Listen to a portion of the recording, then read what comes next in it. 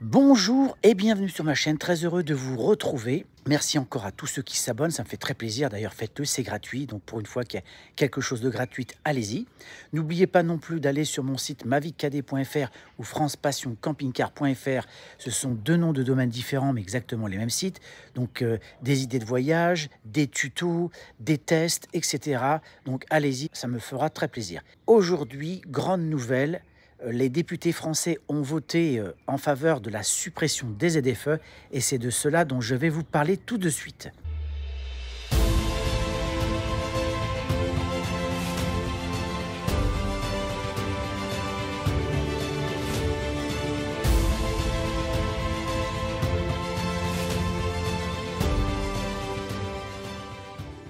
Alors, aujourd'hui, suppression des ZFE en France, est-ce que c'est une bonne nouvelle, notamment pour nous les camping-caristes? Donc, mercredi soir, donc le 28 mai, les députés français ont voté en faveur de la suppression des ZFE. Donc, a priori, c'est quand même une bonne nouvelle. L'article a été intégré dans un projet de loi plus vaste qui s'appelle Loi sur la simplification et qui doit faire l'objet d'un second vote. Un second vote qui va concerner l'ensemble du texte. Donc, une majorité de députés a voté la suppression des ZFE. Donc, 98 voix pour, 58 voix contre. Donc, c'est ce qui a été indiqué lors de ce vote. Donc l'article avait été introduit en commission à l'initiative des députés LR et RN, mais aussi des députés de groupes variés ont joint leur voix, notamment LFI et quelques autres députés macronistes. Alors c'est quoi en fait les ZFE? Il s'agit de zones à faible émission qui ont été instituées par la loi climat en 2019. Les périmètres géographiques de ces zones ont été ensuite déterminés localement. La réglementation de circulation des véhicules se décide donc ensuite dans chaque ZFE en fonction de la qualité de l'air. Donc les interdictions de circuler qui ont été promulguées et donc qui peuvent aussi être des restrictions horaires, parce que ça a été le cas aussi, donc se sont appliquées en fonction de la classification critère des véhicules. Donc les véhicules anciens, les véhicules thermiques, étaient donc les plus susceptibles d'être visés par cette directive et par ces ZFE. Il y a eu dans un premier temps 25 ZFE qui avaient été déjà mises en place en France, mais ces restrictions de circulation qui étaient quand même restées assez rarissimes devaient être étendues à 42 villes. Donc il s'agissait plutôt de zones urbaines et périurbaines.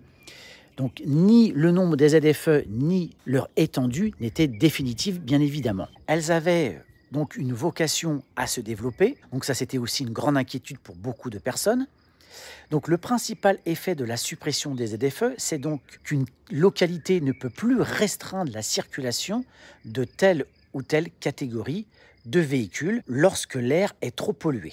Alors, est-ce que ces suppressions de ZFE est une bonne nouvelle pour nous, les camping-caristes? Alors, tout d'abord, effectivement, on peut se dire qu'a priori, ce n'est pas forcément une bonne nouvelle, puisque là, on parle de pollution. Donc, ce dont je parle ici, c'est du système des ZFE, de ses qualités et de ses défauts. Pour une partie des camping-caristes, la suppression des ZFE peut ainsi susciter un soulagement pour des raisons qu'on peut comprendre. En effet, nos véhicules de loisirs roulent tous au diesel.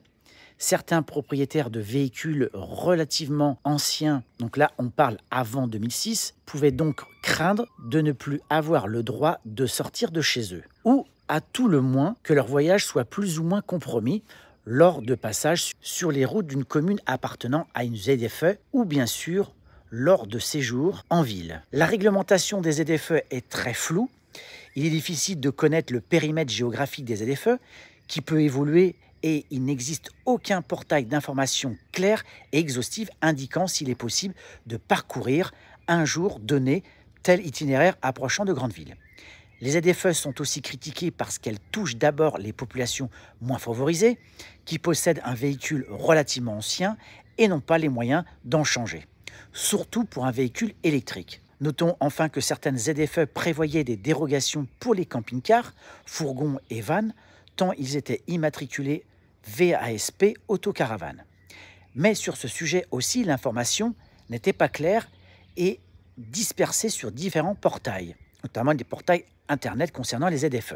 La qualité de l'air reste donc un sujet sérieux, il n'y a pas de doute. La question de la pollution automobile n'est pas une marotte idéologique. La pollution due aux véhicules pose de graves problèmes de santé. Les chiffres parlent d'eux-mêmes, près de 40 000 décès par an, et les zones à faible émission ont contribué à baisser ces décès précoces. Maintenant que les ZFE sont supprimés, la question est donc posée, quelle réglementation plus convaincante pourrait être mise en place? Et oui, quelle réglementation pour remplacer les ZFE? L'équation va être très difficile à satisfaire. On peut déjà partir des critiques exprimées contre les ZFE pour imaginer une législation plus satisfaisante. Il faudrait une réglementation plus claire, avec une information nationale permettant de savoir quels types de véhicules sont interdits sur quelle route, un jour donné. Il paraît aussi nécessaire de ménager les faibles revenus et surtout de ne permettre les interdictions que si des solutions de remplacement à l'automobile sont mises en place. Donc là, on parle de parking à l'entrée des ZFE, des transports en commun. Donc au bout du compte, les députés ont fini par écouter le mécontentement de nombreux automobilistes, et notamment les pauvres, ceux qui ne pouvaient pas s'acheter ces véhicules électriques qui coûtent quand même une fortune, en tout cas pour la plupart. Ensuite, il y a quand même des contraintes avec ces véhicules, avec les prises qu'il faut avoir à disposition. Ça, c'est une chose. Et puis, le problème des transports en commun. Il est clair que quand vous avez des grèves ou quand il manque de transports en commun ou quand vous avez des pannes, eh bien, pour aller au travail, c'est compliqué. Alors, pour nous, les camping-caristes, c'est quand même différent. Et c'est là où moi, j'émets un petit bémol en disant que c'est peut-être une bonne nouvelle pour les camping-caristes, mais pour aller dans des grandes villes, notamment comme Paris, on va dire comme Bordeaux, comme Grenoble, je ne vois pas l'intérêt d'aller en camping-car dans les centres-villes. Alors surtout qu'en camping-car, c'est quand même la galère pour stationner dans les grandes villes. Imaginez le temps qu'il faut pour trouver une place pour nos gros véhicules. Pour les vannes, c'est différent.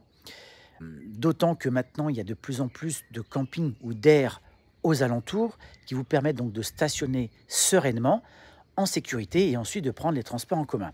Quand on est en vacances, en camping-car, on a le temps. On n'est pas pressé, ce qui est différent pour une personne qui travaille, qui doit aller en centre-ville. Donc moi, c'est pour ça que sur cette question-là, j'ai mis un bémol. Et puis il y a cette question de la santé qui est quand même très importante. Alors effectivement, c'est encore des décisions qui sont prises par des bobos parisiens qui n'ont pas pris la mesure du problème concernant ceux qui travaillent. C'est toujours la même chose. Et c'est surtout ce qui est regrettable dans ces décisions. Donc voilà un petit peu le point que je voulais faire sur cette question des ZFE et notamment l'abrogation de ces zones pour la France. Maintenant, il faut savoir qu'il en existe ailleurs en Europe, donc faites quand même attention. Lorsque vous allez voyager, faites attention à ces zones. Donc voilà, cette vidéo est terminée. N'hésitez pas à partager, liker, commenter. Et je vous dis à très bientôt pour une prochaine vidéo. Ciao!